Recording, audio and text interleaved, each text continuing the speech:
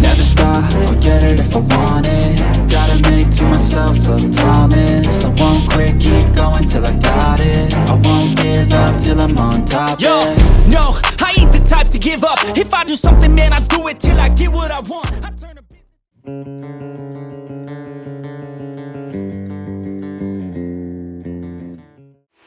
Hey guys, Coach Dan here. I've been lifting for over 20 years. I hold a degree in exercise and sports science, and I've been coaching others for 10 plus years. On this channel, we're all about evidence-based muscle growth or hypertrophy training. In today's video, we're gonna go through lower body workout number 1 for the week. I'm gonna show you what I do, explain why I do it, and show you exactly how to execute so you can apply any principles to your own training. So, this is week 3, lower body session number 2 of our new upper body lower body split. The last couple of weeks we've been finding our base level weights, how to set up our machines, and now it's time to really make some progress. So this upper body lower body split has kind of allowed me more frequency to train each muscle group, but I've had to be a bit more clever about how much to do each session because we have less sort of recovery between sessions. So I'm enjoying it so far. We have sort of started to kick the progress off in the right direction, but time will tell to see if this is going to be a sustainable program essentially. So, although this is a lower body session, I am going to start this workout off with a lateral delt movement. Now, essentially the reason being is that for my upper body workouts, I already have a really solid amount of volume. So I'm already doing a lot of work, a few different exercises to target different areas of my upper body. But on my lower body work, I don't usually require as much volume. So I thought if I could sneak the lateral delt work into the lower body session, that would make this session sort of equal in duration to my upper body sessions. But again, we will see if the recovery is okay. If we think about sort of how our shoulder operates, a lateral delt's kind of taking the arm out to the side in these different directions, whereas the anterior delt is sort of bringing your arm. So yesterday, doing shoulder press or bench press or any of these pressing movements, we hopefully will mainly use the anterior delt, and the back work use the posterior delt. But on this day, hopefully the lateral delt is not super fatigued so we can do our work on here as well. So we're gonna do a machine lateral raise, standing machine lateral raise. This is a Gym Leco branded one, standing machine lateral raise. Not too much to be said about this one. Essentially, I've got my wrist wraps as always to kind of avoid grip. Strap in nice and tight. We're here, out to the side, control the way down as always, gentle tap, out to the side. Now never fear if you don't have machine lateral raises, there's no sort of guarantee that this is way better than doing that. It's just a nice feeling machine, so I've decided to do it in this program. Of course you could do cable lateral raises, dumbbell lateral raises, all the lateral raise versions that your little heart likes. All right, let's hit first set and then we'll be off and running.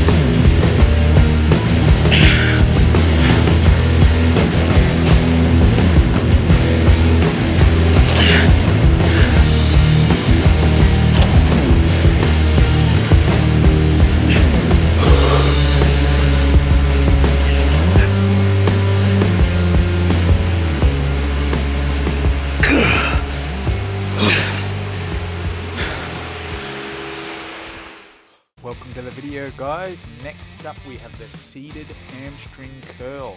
Now the seated hamstring curl, only real consideration I would have here is to make sure you set your feet nice and high and clamp down nice and low on your leg.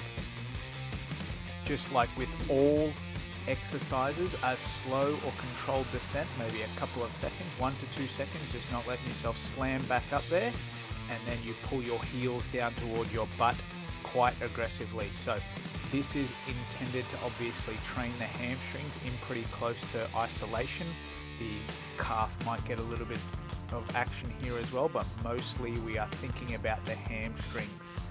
So control the up, gentle tap, heels down to the butt, and that's the seated hamstring curl. If you don't have the seated version, obviously the lying one is a good variation. If you're a free weight champion, stiff-legged deadlifts with the bar or dumbbells are the go-to. Alright, enjoy the rest of the video.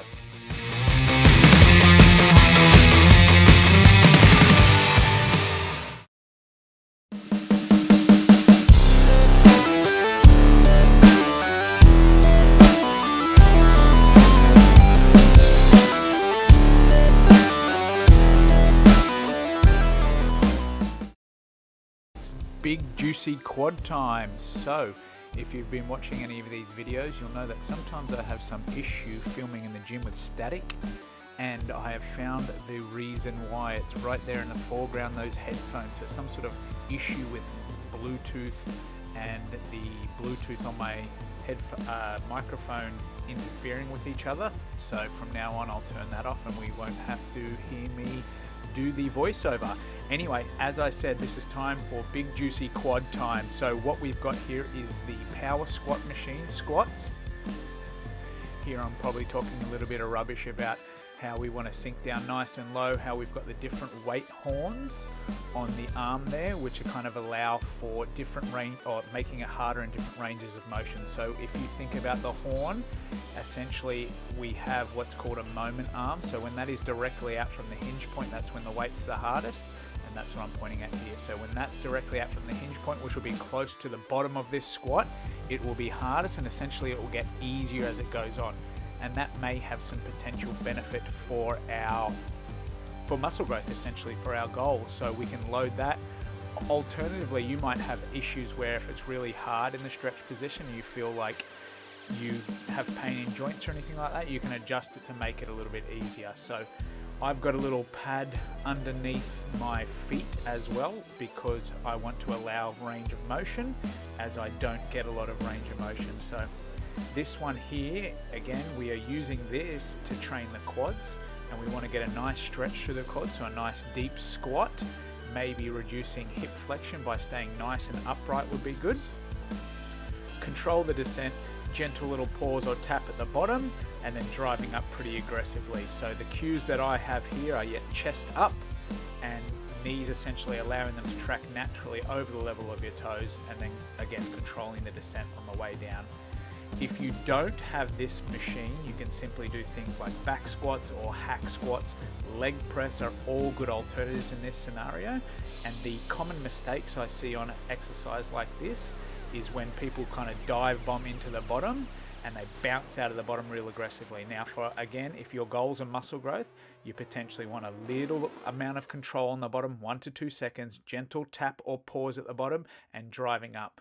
Dive bombing might help you lift more weight, but again, we aren't trying to just lift weight, we're trying to train muscle. So control the descent, gentle tap or pause at the bottom, drive up hard. All right, let's hit our working sets. Let's go.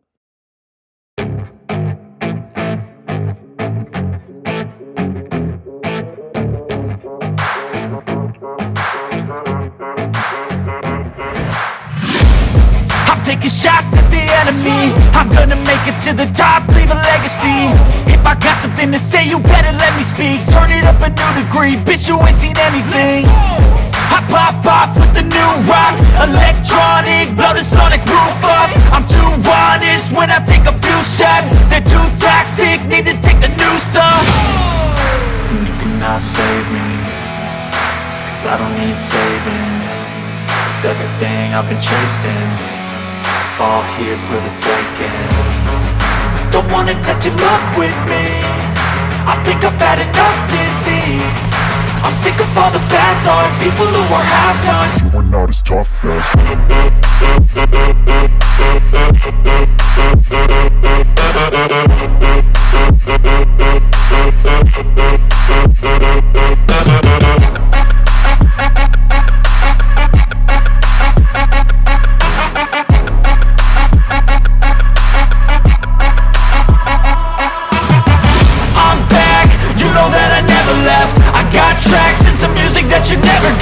I don't slack, don't lose,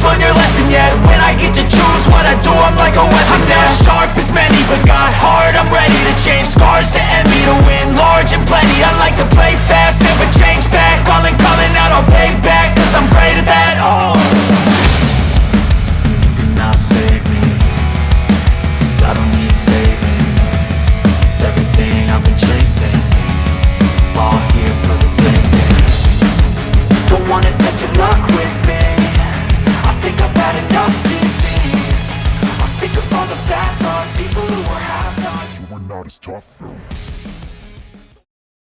Hope you're liking the workout video up until now, guys. If you are liking the video, make sure to subscribe, make sure to like. Very, very helpful for the channel as we head into our machine adduction. So there's not too much to be said for the machine adduction. I think the big tips that I have on this one are ensuring that you take your leg pads out as wide as your mobility can allow, not beyond that. We obviously don't want an injury or anything like that, but nice and wide as you can see here, and leaning back onto the back pad.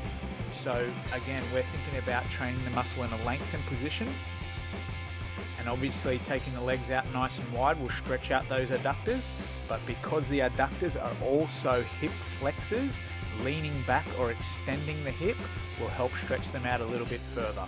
As always, controlling the out phase, gentle tap at the back, and then driving the legs towards one another, nice and aggressively. All right, let's get into the rest of the video.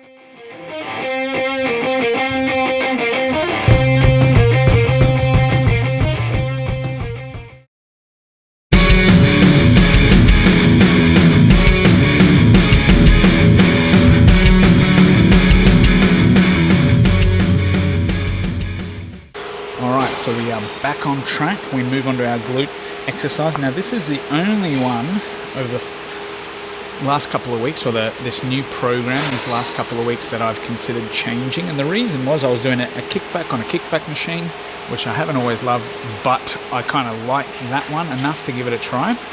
But it just wasn't there for me. So I know that I really like this exercise.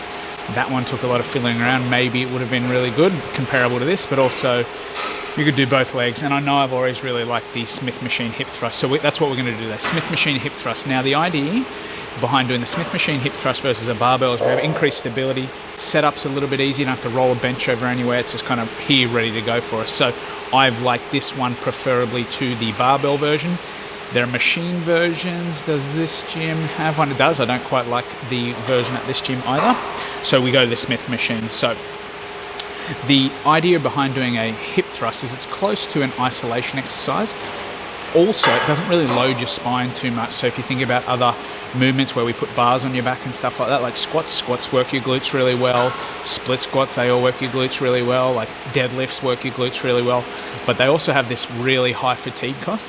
Here, it's not too bad because the weight's just kind of sitting on your pelvis or your hips, and you go to town smashing the glutes out. So to get it set up, we have this box behind us here. This could be a bench. This one is specifically for things like this, I believe. Yeah, it's got hip thrust there. Pad on here. As you get stronger and stronger, you're absolutely going to need this because it's terribly uncomfortable otherwise. I might even use 2 of these or a mat or something like that. We set it on the crease of the hip.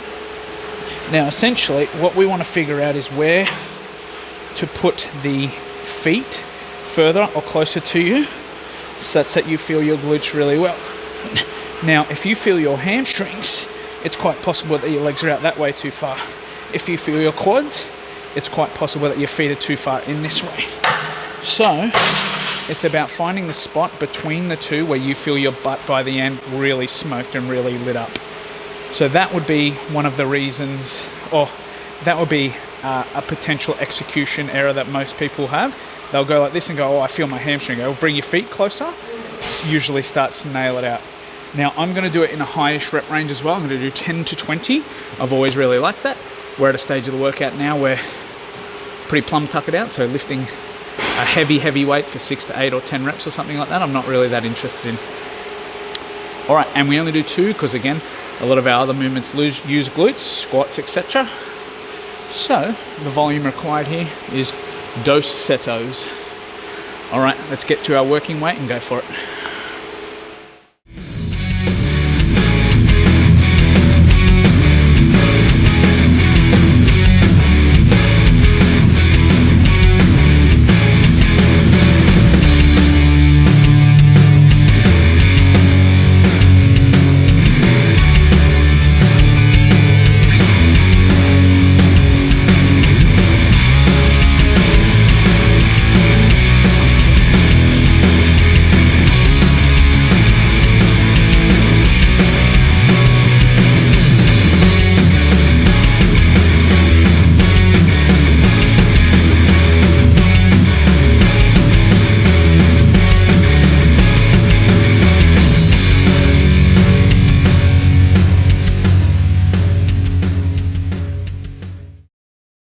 So we wrap things up with some ab and calf work. Now I do these last two exercises as a superset for a bit of time efficiency.